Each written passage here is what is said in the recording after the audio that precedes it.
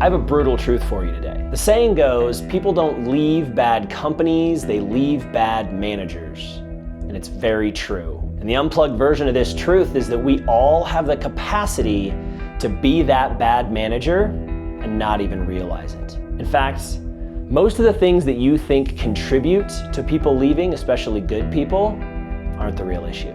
Today, we're gonna dig deep into why the heck people leave and what you can do to retain top talent, even if you are in one of those bad companies.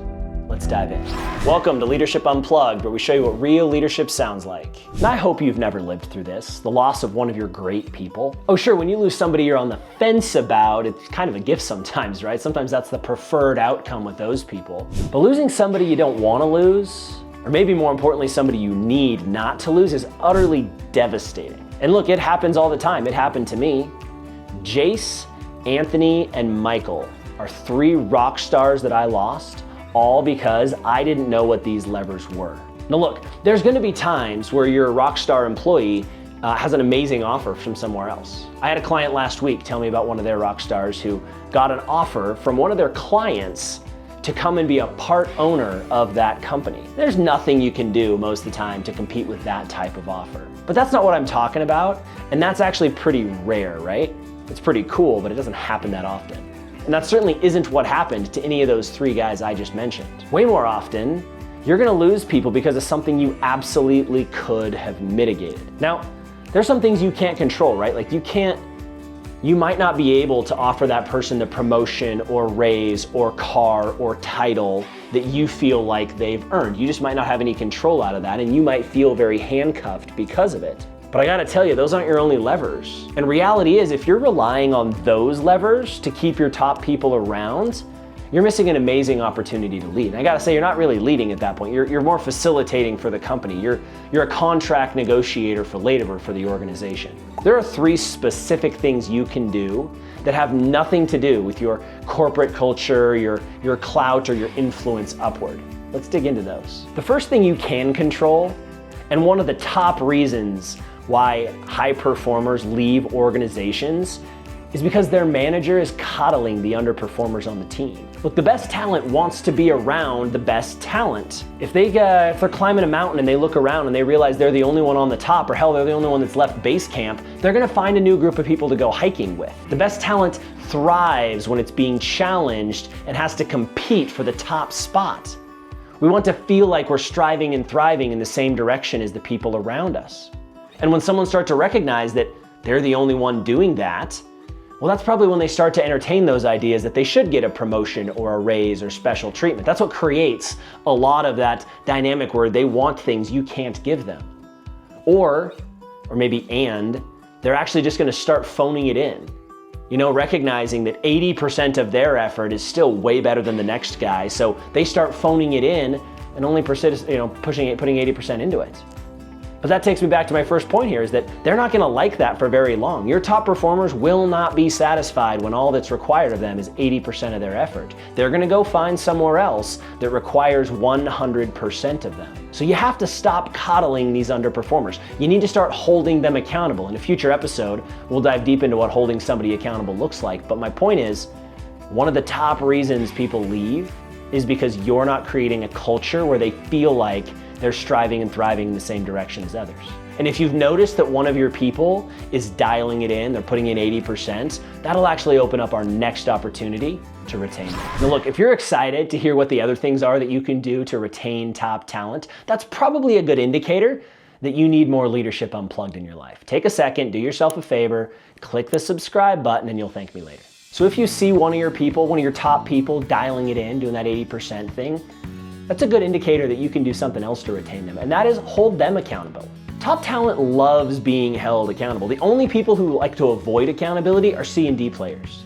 A and B players want to be held accountable. Now sure, how you do it matters, and again, I recommend you go up and find our next couple episodes here on holding somebody accountable. But the point is, you're probably letting your top performers skate. We tend to, especially if you do have underperformers, you tend to feel like, man, that guy over there, he's got it figured out. I'm just gonna leave him alone and let him do his thing. That drives top talent away as well. Your top talent wants to get better. They wanna grow, they wanna be challenged. not just by their peers, but by their boss, by the opportunity that's in front of them. And they need to feel like they aren't there yet, that they're not the best at it. They need to recognize that, sure, they might be the best on the team, but the real standard is being the best version of themselves and what they're capable of. And the only way to get somebody to experience that is by holding them accountable. Now look, if you've never done that before, if you've never held somebody accountable before, especially a top performer, that might be kind of scary to you. The concept of starting that conversation might be difficult.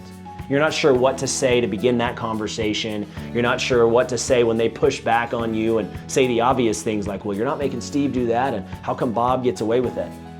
But if you had practiced that conversation, you'd know exactly how to do it and you'd recognize it's not that difficult. That's exactly what we do in our leadership development programs. We help people practice these skills so that they're ready to hold someone accountable, whether it's your worst performer or your best.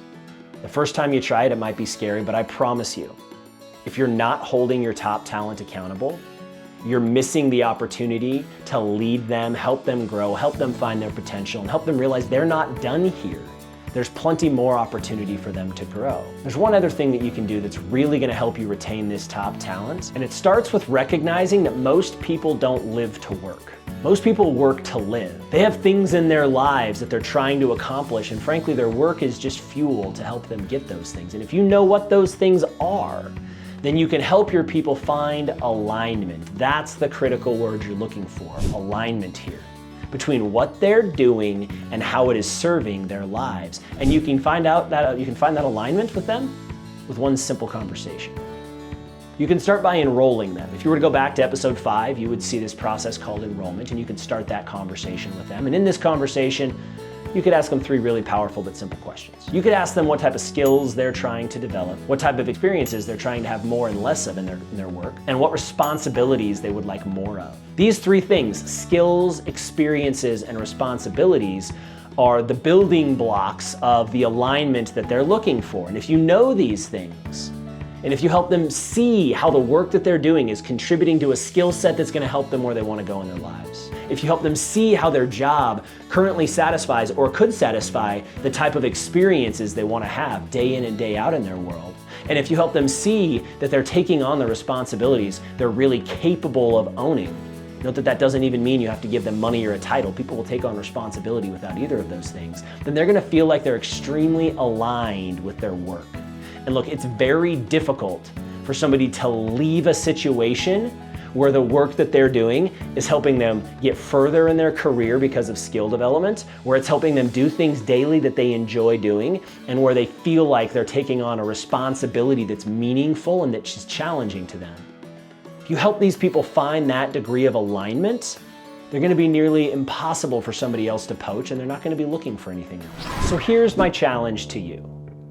Who are your top performers? And which one of these 3 ideas, holding the underperformers accountable, holding that top performer accountable, or finding alignment with them, which one of those feels the most approachable to you to go start doing for that individual? Because you don't have to lose that person.